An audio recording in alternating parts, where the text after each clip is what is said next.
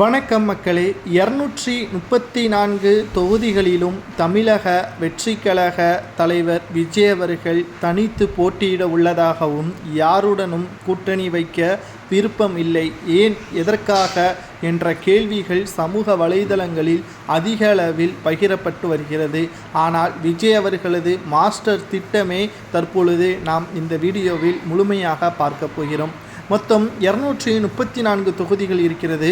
அதில் பாதி தொகுதியில் 154 மேல் தொகுதிகளில் வெற்றியடையக்கூடிய கட்சிதான் ஆட்சியை அமைக்கக்கூடிய வகையில் ஏற்படும். தற்பொழுது திராவிட முன்னேற்ற கழகத்தின் ஆட்சி கடந்த 4 ஆண்டுகளாகவே இருண்ட காலம் என்று பலரால் பேசப்பட்டு வரக்கூடிய நிலையிலும், தமிழகத்தில் எதிர்க்கட்சியாக இருக்கின்ற அதிமுக உட்கட்சி மோதலின் காரணமாகவும், தேர்தல் ஆணையத்தின் தலையீடு காரணமாகவும், உட்கட்சி வேலைகளை சரியாக பூர்த்தி செய்ய தவறியதன் காரணமாக தேர்தல் பிரச்சாரத்தில் ஈடு செய்ய முடியாமலும் தற்பொழுது தவிர்த்து வரக்கூடிய நிலையில் கட்சி பணிகளையும் மேற்கொள்ள முடியாமல் சிக்கிக் கொண்டிருக்கிறது. இதனால் தமிழகத்தில் பெரிய கட்சி என்று கூறினால் ஒன்று திராவிட முன்னேற்ற கழகம், மற்றொன்று பாஜகவிற்கிடையே தான் மோதல்கள் என்று பரவலாக பேசப்பட்டு வருகிறது. இப்பேற்பட்ட சூழலில் இதுவரை வாக்குகளை செலுத்தாத இளைஞர்கள் இந்த முறை வாக்குகளை செலுத்தக்கூடிய வாய்ப்பும் அதிக அளவில் இருக்கும் என்று இந்தியா டுடே ஏற்கனவே ஒரு தகவலை வெளியிட்டிருக்கிறது. மேலும் தேர்தல் வியூக வகுப்பாளர் பிரசாந்த் கிஷோர் அவர்கள் முதலாவது ஆண்டிலேயே 20% வாக்கு வங்கிகளை விஜய் அவர்கள் வைத்திருக்கிறார் என்றும், இதுவே அவருக்கு கிடைத்த மிகப்பெரிய ஒரு வெற்றி என்றும் கூறப்படுகிறது.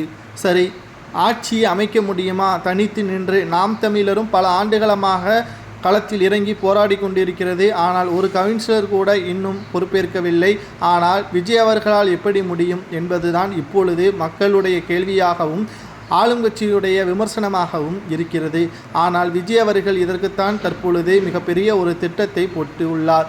234 தொகுதிகளிலும் பிரச்சாரம் எப்படி 2021 சட்டமன்ற தேர்தலுக்கு முன்பாக ஸ்டாலின் அவர்கள் பிரச்சாரம் மேற்கொண்டாரோ, அதேபோல் மக்களை பார்ப்பதற்கு நேரடியாக சென்று அவர்களது ஒட்டுமொத்த கஷ்டங்களையும் தேவைகளையும் பட்டியலிட்டு 2026 சட்டமன்ற தேர்தலில் வாக்குறுதியாகவே கொடுத்து தனித்து போட்டியிட்டால் நிச்சயம் 70 தொகுதிகள் மேலாக கைப்பற்றினாலே போதும். ஏனென்றால் 70 தொகுதிகளுக்கு மேலாக கைப்பற்றினாலே கூட்டணி ஆட்சி என்ற முறையும் தமிழகத்தில் அமலுக்கு வரக்கூடிய வாய்ப்பும் ஏற்படும். இதனால் நிச்சயம் தமிழகத்தில் யார் கூட்டணியே விஜய்க்கு முதலாவது கொடுக்கிறார்களோ அந்த இடத்தில் முதல்வராக இருக்கக்கூடியவர்கள் டிமாண்டை விஜய் அவர்கள் வைக்கக்கூடிய வாய்ப்பும் உருவாகும். இதனால் முதல்வர் பதவியும் விஜய் அவர்கள் கேட்கக்கூடிய சூழல்